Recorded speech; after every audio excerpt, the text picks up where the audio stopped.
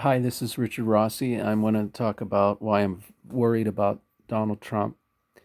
Um, I have a lot of Christian friends that are supporting President Trump due to him being pro life and pro Israel.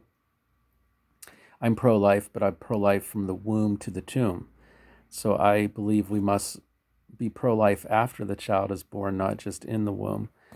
And I have some concerns after the debate last Tuesday about the mental health of Donald Trump, and I speak as one who's counseled hundreds of people and worked in the mental health, as well as had mental health challenges in my own family. I saw my own father have psychotic breaks and go into a mental hospital.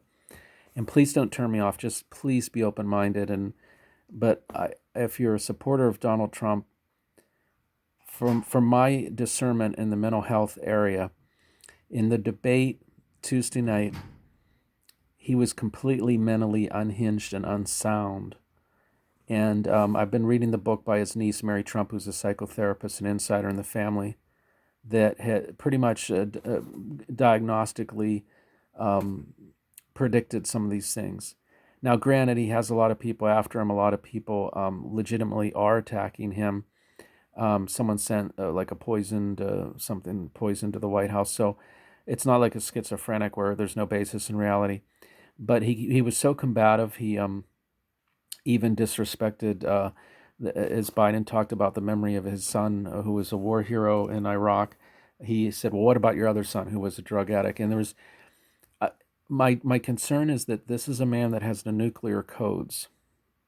This is a man in a very powerful position, and I want my Christian friends that I know and I understand the whole pro-life thing. I've given pro-life speeches. I wrote a pro-life song about a baby speaking to his mother and saying, "My little voice so still echoes God's words, thou shalt not kill." I've marched Roe versus Wade. But interestingly enough, the number of abortions go down under Democratic administrations. You can Google and research that. I know that sounds shocking because the Democrats are pro choice, but it's a lot more nuanced and sophisticated than someone just saying they're pro life.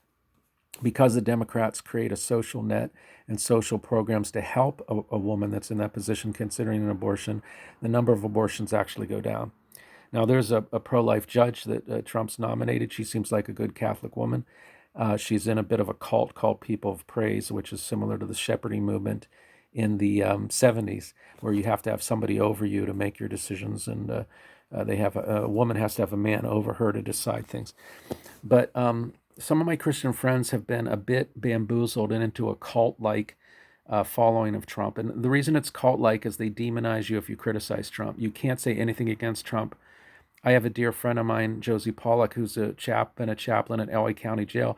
But because she doesn't agree with Trump, Christian friends have said she has Satan's DNA. She can't be truly saved. She's on her way to hell. Um, I need, we need somebody who is mentally sound. We've been through a trauma. Trump in February said that the virus was serious, and yet he, in the beginning, was saying, "Oh, it's fake." Um, he's led rallies, the Republican convention, where people were sandwiched in with no masks. And at the debate, he said we've had no fallout. Well, guess what? Trump and his wife were just diagnosed with COVID. And he's taking risk after risk after risk. And now Trump and Melania have COVID. And I'm not saying this in a mean spirited way. I don't want mental health is a serious thing. You can get mentally ill just as you get physically ill. His campaign manager just had a psychotic break, attacked his family, and was carted off by the police. There's a lot of pressure here. But this is really a serious time. And Biden has worn his mask. Biden has kind of honored the science. Trump has had huge rallies, even with all this going on. People sandwiched in, no mask, thousands of people. And now him and his wife got it. Pray for him and his wife. Pray for our country. I wrote a song, America, you split into two extremes. America, I want to heal you of your broken dreams. America, don't let your hatred of the other side block the sun. America, don't forget that we are one. We are all one. So I'm not going to get partisan. Too many ministers get partisan and tell you who to vote for. And there's a lot of false prophets out there. There's a crazy lady with pink hair that says God told her Trump has to have 8 years. And they all claim that this guy up there, Jesus, is telling them everything. And this woman's predictions have been less than 50% right. She said Romney would beat Obama. It didn't happen. She said Trump would get millions more votes than Hillary. It didn't happen. Hillary got more votes than Trump, but he won because of the Electoral College. So don't listen to all these. Kim Clements, another one, they copy and paste things he said from like all these different locations in years to make it look like you have to have Trump in another 4 years. If you're voting for Trump, most of you have made up your mind. You either are voting for him or you're not voting for him. 90% of the people have made up their mind. But if you are a Christian who is voting for Trump, I want you to please, please pray and weigh what I'm telling you as someone who has worked in the mental health field, that he's not mentally in a sound place right now. And I'm not throwing stones. I'm saying this with compassion and not condemnation. And our country is at a crossroads. So if you vote for Donald Trump, God bless you, I love you. If you vote for Joe Biden, God bless you, I love you.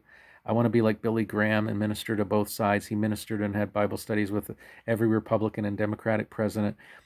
However, mental fitness is really important when you have the nuclear codes and when you're in charge of the free world. And so pray for President Trump and his family, and I hope you'll consider what I have to say as you make your decision to vote. God bless you, and God bless America.